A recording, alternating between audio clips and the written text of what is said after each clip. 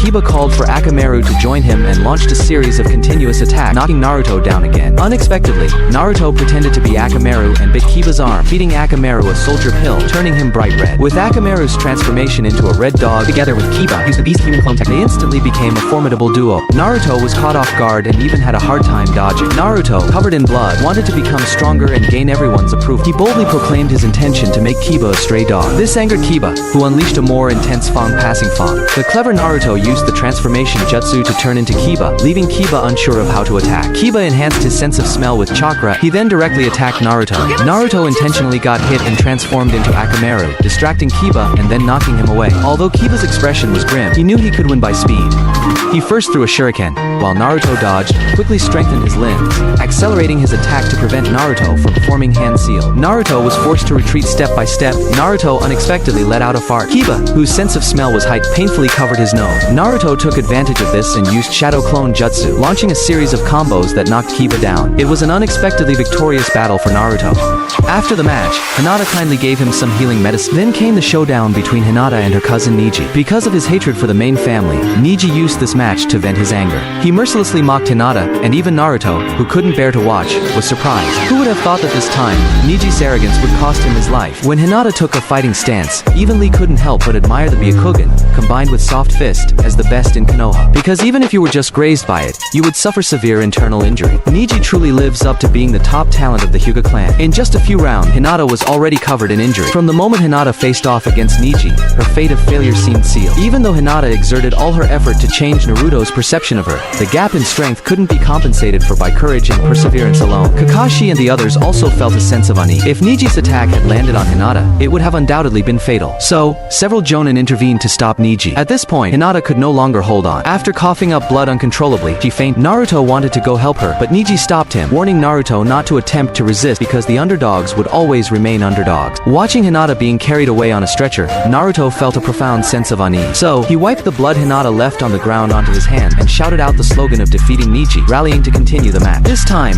it was finally Rock Lee's turn to take the stage. He faced off against Gaara, a peak performer of the Hidden Sand Village. Immediately, the showdown commenced, pushing the Chunin exams to its climax. As soon as Lee stepped forward, he unleashed a series of consecutive Konoha Senpu kicks, but Gaara, who was known for his impenetrable defense, remained motionless, effortlessly blocking all of Lee's attacks. As a ninja with the same level of proficiency as Might Guy, Lee had no other offensive techniques apart from his physical prowess. Encircled by Gaara's sand and quickly falling into a disadvantage. At this point, Guy gave him the thumbs up sign to release the weight. Lee was ecstatic as he removed the lead weight strapped to his leg. Initially, everyone thought it was just some heavy object, but when the weights hit the ground, shattering the floor and kicking up a cloud of dust, everyone was astonished. Lee's speed surpassed that of the sand. Despite Gaara's attempts to block him with the sand, Lee continued his relentless assault, seemingly unaffected. He even managed to bypass Gaara's defenses with a single punch. Surprisingly, cracks appeared on Gaara's face. It turned out that Gaara had covered his entire body with sand, forming a sealed armor of sand, which was the reason why he remained unscathed from the start of the exam. Realizing that conventional attacks were ineffective, Lee unwrapped the bandages on his hand, unlocking the first gate of the 8 gates, increasing his speed to a whole new level. With a classic chess gesture known as the front lotus, Lee kicked Gaara, sending him flying. Then, he used the bandages on his hands to tightly bind Gaara, sending him crashing into the ground at high speed, creating a huge crater. The onlookers were once again left in awe. However, what Lee struck was not Gaara's real body but his sand clone. When Lee performed the consecutive kicks in midair, he hesitated for a moment due to the pain. It was during this moment that Gaara seized the opportunity to use the body replacement technique. Gaara's real body appeared behind Lee and launched a swift counterattack. Due to using the front lotus, Lee found himself in a state of overload, making it difficult for him to move. With his speed greatly reduced, Lee became a plaything in Gaara's hand. Lee was determined to prove that hard work could overcome genius. He believed that talent alone was not enough. If one lacked ninjutsu or genjutsu skill, then one should focus on mastering taijutsu. Nothing was predetermined by birth. Lee knew he had to make a desperate effort. Even when everyone around him advised him to give up, he had already made up his mind to once again unleash the front lotus. He activated the second gate of the 8 gates, the gate of healing. By forcibly increasing his stamina, Lee managed to dodge Gaara's attack. Kakashi revealed his Sharingan, carefully observing the situation. It was now time to uphold Lee's ninja way. Lee, enduring the pain of his muscles tearing, activated the 5th gate, the gate of limit. Watch closely. This move was originally prepared for you, Lee said to Neji. These words instantly elevated Lee's strength to the same level as Gaara's. Lee unleashed a storm of attacks with the reverse lotus, striking Gaara repeatedly. Under the intense impact, the entire arena shook. However, Gaara had his mother's Sand Guardian protecting him. Despite his efforts to defeat the genius, Lee ultimately became the subject of mockery. After using reverse lotus, Lee was completely unable to move. Gaara used the sand-binding coffin to break Lee's arms and leg. Fortunately, Guy intervened just in time to stop Gaara, preventing Lee from potentially losing his life. However, Lee, relying on muscle memory, stood up once again, and he had lost consciousness. He still wanted to continue fighting. Later, medical personnel informed Guy that Lee could no longer live as a ninja. Before Naruto could recover from his feeling of agitation, the next match had already started. This time, Choji faced off against Dosaki Hinata from the Sound Village. Dosa wanted to end the battle quickly, as he wished to face Sasuke in the next match. Choji started by using his body expansion jutsu. Knowing his opponent was adept at using sound wave attacks, he buried his head inside his body to block his ears. However, this obstructed his vision. Dosu easily dodged him, then sent sound waves into Choji's body, defeating him with a single blow. With this, all preliminary match spots were confirmed, and the official matches would continue in a month. Kabuto, following Orochimaru's orders, found Sasuke undergoing treatment and prepared to take him away, only to be stopped by Kakashi. After a standoff, Kabuto doesn't want it to escalate further. He then used Dead Soul Jutsu to escape through a window. Kakashi then arranged for Naruto to train with Ebisu while he taught Sasuke. Just then, Jiraiya returned from his travels and accidentally became Naruto's teacher after seeing Naruto's seal. Jiraiya realized that the fourth Hokage's seal, which could release a small amount of Nine Tails chakra for Naruto to use, was hindered by additional elemental seals, clearly the work of Orochimaru. Jiraiya decided to release Naruto's seal and resolved to teach him seriously. That night, Sound Ninja Dosu sought out Gaara, who was lost in thought. Dosu intended to eliminate Gaara early to increase his chances against Sasuke. Whenever the moon was full, Gaara's Shikaku inside him would become restless. In a single blow, Gaara, in a rampage, killed Dosu. Meanwhile, Kabuto and Baki silently watched everything, plotting to destroy Konoha together. However, their secret conversation was overheard by Hayate Gecko, prompting Baki to immediately pursue and kill him. Despite Hayate Gecko's exceptional swordsmanship, he faced an opponent naturally strong against him, Baki, and was killed after several clashes. Meanwhile, under Jiraiya's deliberate plan, Naruto was pushed off a cliff, entering his inner world for the first time and meeting the embodiment of hatred, the Nine Tails. The Nine Tails feared Naruto's death and reluctantly agreed to help him summon the fourth spirit animal, the Toad Gamabunta. This troublesome creature, naturally suspicious of Naruto's summoning, helped him escape danger before intending to wander off. Naruto insisted on establishing dominance, eventually earning the respect of Gamabunta. This episode was the most terrifying sight of Gaara. Gaara infiltrated the hospital room intending to kill Lee. Shikamaru immediately intervened, but his shadow imitation technique was ineffective against Gaara's sand. Unable to defeat him in battle, Shikamaru resorted to persuasion to make him leave. However, Gaara remained unmoved, revealing the reason why he insisted on killing Lee. When he was born, the sand's Shikako was sealed inside him. Unable to control the tailed beast's power, his father, the fourth Kazekage, planned to eliminate him when he was 6 years old. Numerous assassination attempts made Gaara realize that slaughter was the only meaning of his existence. Fighting only for himself, he became a self-loving Asura. That's Gaara's backstory. Fortunately, Guy appeared in time, preventing a tragedy. The final showdown of the Chunin exams officially began, but Sasuke was nowhere to be found. However, the competition couldn't be delayed. The first match started immediately, with Naruto facing off against the Hyuga clan's prodigy, Neji. From the moment Neji injured Hinata, Naruto vowed to defeat Neji. Now it was time to fulfill that promise. Neji activated his Byakugan, seeing unexpected determination and confidence in Naruto's eye. He also assumed a fighting stance, preparing for battle. After losing the first round of close combat, Naruto realized the potency of Neji's gentle fist technique, which could even target pressure points. Not willing to let his guard down, Naruto summoned multiple clones to attack. Despite Neji's ability to see chakra and predict movements with the Byakugan, he still couldn't discern Naruto's real body through the clones. Since he couldn't distinguish, Neji decided to take down all of Naruto's clones. Under the 360-degree surveillance of the Byakugan, Naruto's shadow clones became nothing more than cannon fodder. Undeterred, Naruto summoned a large number of shadow clones to continue his assault. This time, Neji seemed to have caught on to Naruto's strategy. As the battle continued, the one being attacked the least turned out to be Naruto's true self. He swiftly rushed forward and landed a palm strike on Naruto's chest. Just when everyone thought the match was over, Naruto, who was hit, smiled. It turned out that this time Neji had actually hit a clone. Before Neji could react, Naruto attacked again with another clone from behind, Neji, facing an unavoidable situation, unexpectedly used the hack Shokaten, a powerful chakra vortex that even members of the main branch might struggle to master, reversing the situation. Onlookers, including the Hyuga clan head in the audience, frowned upon seeing this. Normally, even high-ranking ninjas could only release chakra from parts of their bodies, such as their hands or feet. However, Neji, who had perfected Gentle Fist to its pinnacle, could release chakra from all his body's chakra points, forming a near-perfect absolute defense. This episode is one of Neji's most tragic and indignant moments throughout the series. Neji unleashed the hack 64 palm attack on Naruto like a curse, sealing all his chakra points in an attempt to persuade him to give up. Neji even removed the headband from his forehead, revealing the curse mark embedded there since Hinata's 3rd birthday, symbolizing a caged bird, imprisoning the Byakugan ability forever. In the strictly hierarchical Hyuga clan, despite being only seconds younger, his father was relegated to the branch family. Though superior to Hinata, he was forever unable to overturn his absurd fate. As Hinata's father, Hyuga Hayashi killed the leader of the Lightning Country who had abducted Hinata. However, when the Lightning Country blamed him and demanded the perpetrator's punishment,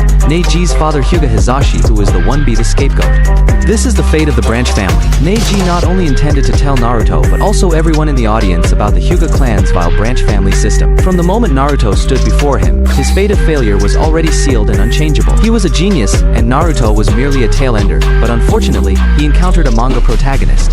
Although he lost his parents at birth and was treated as a demon fox, life was worse than Neji.